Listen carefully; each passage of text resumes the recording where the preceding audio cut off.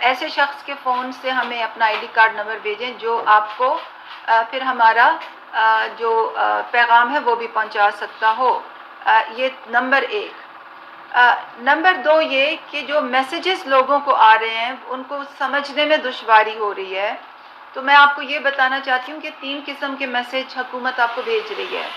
ایک ان لوگوں کو میسیج آ رہا ہے جو کہ اس امداد کے اہل نہیں ہیں.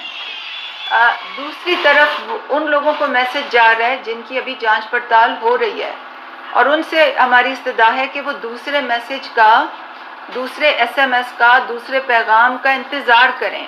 بار بار ایس ایم ایس نہ کریں. اگر ایک دفعہ آپ کا ایس ایم ایس ایک شناختی کارڈ سے آ گیا تو وہ ہمارے پاس پہنچ گیا، اس پہ کارروائی ہو رہی ہے اور اس کا جواب آپ کو جلدی ملے گا. نمبر 3 ایسے ایس ایم ایس ہیں جو آپ کو آ رہے ہیں جس پہ بتایا جا رہا ہے کہ آپ امداد کے لیے اہل ہیں.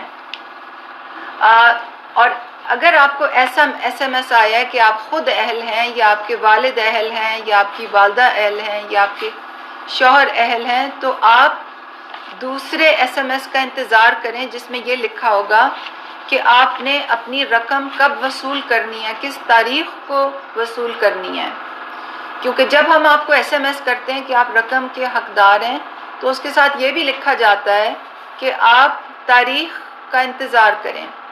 اور یہ ہم اس لیے لکھتے ہیں کیونکہ ہم نہیں چاہتے کہ سب لوگ باہر آ جائیں، پیمنٹ سینٹرز پہ آ جائیں، پیمنٹ کی دکانوں پہ آ جائیں اور ہجوم لگ جائے، کیونکہ یہ کرونا وائرس ہجوم سے پھیلتا ہے. تو میں تیسری دفعہ اس بات کو پہ زور دینا چاہتی ہوں کہ جب تک وہ ایس ایم ایس نہ آ جائے جس پہ تاریخ لکھی نہ ہو، آپ گھروں سے نہ نکلیں. اور وہ ایس ایم ایس آپ کو اگلے 10 دن میں آ جائے گا. تیسری جو مشکل کچھ لوگوں کو آ رہی ہے، اور آج جب میں بھائیوں کے ساتھ یہاں کال سینٹر میں بیٹھی تو مجھے پتہ چلا کہ کافی ایسی کالز آ رہی ہیں، اور پچھلے 5-6 دن سے مجھے یہ ہماری علم میں ہے کہ اگر کسی نے اپنے کسی کے گھر میں فوتگی ہوئی ہے اور وہ فوتگی نادرا کے ساتھ رجسٹر نہیں کرائی، گھر کا سربراہ ہے اس کی فوتگی ہو گئی ہے، نادرا میں فوتگی رجسٹر نہیں ہوئی تو ہمیں نہیں پتا کہ اس گھر کا سربراہ جو ہے وہ فوت ہو گیا ہے. اس لیے ایس ایم ایس اسی گھر کے سربراہ کے نام پہ جائے گا. اور اگر ایسا ہے اور آپ بیٹی ہیں یا بیٹا ہیں یا اس سربراہ کی زوجہ ہیں اور آپ ایسا ایس ایم ایس کرتے ہیں اور آپ کو ایس ایم ایس آتا ہے کہ گھر کے سربراہ کو اہلیت ہے کہ وہ امداد لے، تو آپ پریشان ہونے کے بجائے ہمارے کال سینٹر پہ فون کریں. اور کال سینٹر جو ہے وہاں پہ آپ کا نام اندراج ہو جائے گا اور پھر آپ جو ایس ایم ایس ہے پیمنٹ کی وہ آپ کے نام آئے گی، تو پریشانی کی کوئی بات نہیں ہے. دوسرا جو بہت ہم سے لوگ سوال کر رہے ہیں وہ یہ کر رہے ہیں کہ کیا ہم اہل ہیں یا نہیں ہیں. تو ان کو میں یہ بتانا چاہتی ہوں کہ یہ امداد بہت ہی مجبور لوگوں کے لیے ہے، دہاڑی دار طبقے کے لیے ہے، اس طبقے کے لیے جن کو شدید معاشی مشکلات ہیں کرونا وائرس کے تناظر میں. جن لوگوں کی تنخواہیں بندی ہوئی ہیں میری ان سے استدعا ہے کہ وہ اس امداد کے لیے ہمیں درخواست نہ دیں. اگر کسی کی تنخواہ بندی ہوئی ہے جو کرونا وائرس کی وجہ سے ختم نہیں ہوگی تو آپ کسی اور کا حق نہ ماریں. یہ دہاڑی دار لوگوں کے لیے، ان لوگوں کے لیے جن کو شدید معاشی مشکلات آ رہی ہیں. یہ تیسرا پوائنٹ تھا جو میں کہنا چاہ رہی تھی.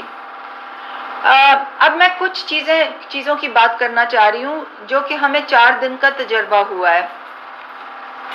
سب سے پہلے یہ تو کہ اکثر سینٹرز میں بڑی اچھی طرح سے پیمنٹ ہو رہی ہے. آپ تصویریں بھی دیکھتے ہوں گے، سماجی فاصلے سے لوگ دور دور بیٹھے ہوئے ہیں، کناتیں لگی ہوئی ہیں، پانی موجود ہے، اچھی قطاریں بنی ہوئی ہیں اور لوگوں کو پیسے مل رہے ہیں. اکثر سینٹروں میں ایسا ہے، مگر بعض جگہیں لمبی لمبی لائنیں بھی لگ رہی ہیں، بعض جگہ لوگوں کو دھکے بھی پڑ رہے ہیں، بعض جگہ لوگ پریشان بھی ہو رہے ہیں. تو میں آپ کو دوبارہ یہ کہنا چاہتی ہوں کہ جب تک آپ کو تاریخ والا پیمنٹ کا میسج نہ آئے گھر سے نہ نکلیں، کیونکہ اگر آپ غیر ضروری طور پہ گھر سے نہیں نکلیں گے تو پھر ایسے ہجوم نہیں لگیں گے. میں آپ سے یہ بھی آج کہنا چاہوں گی کہ ہمیں بہت سی افسوس سے کہنا پڑتا ہے کہ بہت سی رپورٹیں ہمیں موصول ہو رہی ہیں کچھ صوبوں میں خاص طور پہ کہ وہاں سے کٹوتی پیسوں کی ہو رہی ہے، 200 روپے، 300 روپے، 500 روپے. مجھے تو یہ بھی خبر ملی ہے کہ کئی جگہوں میں 1000 روپے تک ایجنٹ لوگوں کی کاٹ رہے ہیں. تو میں ان سے صرف یہی کہوں گی کہ خدا سے ڈریں. ایسے ماحول میں جب لوگوں کو فاقوں پہ مجبور ہو رہے ہیں، جب لوگوں کی نوکریاں جا رہی ہیں، جب لوگوں کے بچے بھوکے بلبلا رہے ہیں، آپ ایسے لوگوں کے منہ سے پیسے چھین کے اپنے آپ کو گناہ گار نہ کریں. اور میں آپ کو یہ بھی بتانا چاہتی ہوں کہ ایسے لوگوں کے ساتھ سخت کارروائی ہوگی، ان کو کسی طرح نہیں چھوڑا جائے گا. کل تک کی بھی یہ نیوز تھی کہ 40 لوگوں کے خلاف FIRیں کٹی تھیں اور ایسے دکانداروں کو جیلوں میں بھی ڈالا گیا تھا، اور آئندہ بھی ایسا ہی ہوگا. اس سے سخت کڑی سزائیں دی جائیں گی اگر لوگ یہ کرنے سے باز نہیں آئے. یہ بھی میں آپ کو بتانا چاہتی ہوں کہ جو ہماری رقم کی ترسیلوں کی جگہیں ہیں، کیمپ سائٹ ہیں، بینک ہیں، اور جو چھوٹی دکانیں ہیں جہاں پیسے دیے جاتے ہیں، ان کی تعداد میں ہم نے 17,000 پورے ملک میں کھولنے ہیں. اس میں 50% سے زیادہ کھل چکے ہیں اور بڑی تیزی سے ہم یہ کھول رہے ہیں. آپ کو ہماری مجبوریوں کا بھی کو بھی پیش نظر رکھنا ہوگا، کیونکہ اکثر صوبوں میں دفعہ 144 نافذ ہے.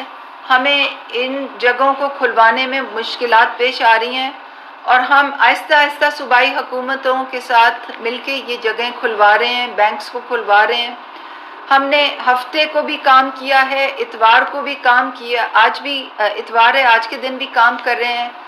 بینکوں کو اتوار کو بھی اور ہفتے کو بھی کھلوایا گیا ہے. ان کی اوقات میں کو بھی زیادہ کیا گیا ہے. بینک اب 8 بجے کھل رہے ہیں، دیر سے بند ہو رہے ہیں. تو ہر قسم کی حکومت جو ہے وہ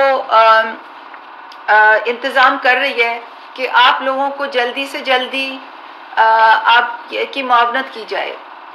مگر میں دوبارہ آپ سے کہوں گی کہ جب تک پیمنٹ والا میسج آپ کو نہ آئے، SMS میسج نہ آئے، تب تک آپ گھروں سے نہ نکلیں، کیونکہ ہمارے لیے آپ کا گھر سے نکلنا ہمارے لیے مشکل پیدا کر دیتا ہے کورونا وائرس کی روک تھام کے تناظر میں، اور ان لوگوں کے لیے بھی جن کو پیمنٹ کا میسج آیا ہوتا ہے. ہم آپ کو پیمنٹ تبھی کر سکتے ہیں جب آپ کو تاریخ والا میسج آئے گا کہ جی آج 13 اپریل آپ اپنی 12,000 روپے لینے حبیب بینک جا سکتے ہیں یا الفلاح بینک جا سکتے ہیں. تو پلیز میری اس بات کو خاص آپ دھیان دیں.